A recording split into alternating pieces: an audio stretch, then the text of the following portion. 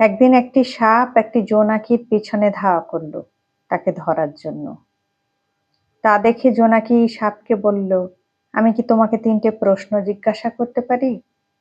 সাপ বলল, ঠিক আছে, করো।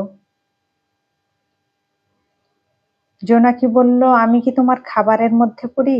মানে তুমি যেসব খাবার খাও আমি কি তার মধ্যে পড়ি? সাপ বলল, না।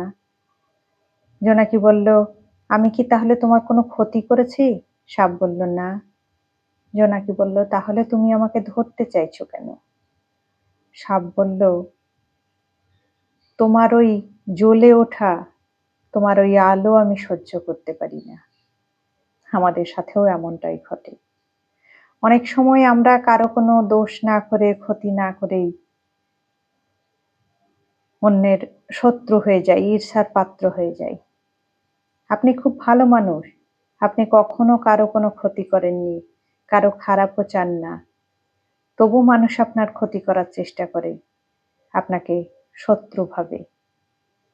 তার কারণ ওই একটাই, আপনার উন্নতি তারা সহ্য করতে পারে না, মেনে নিতে পারে না।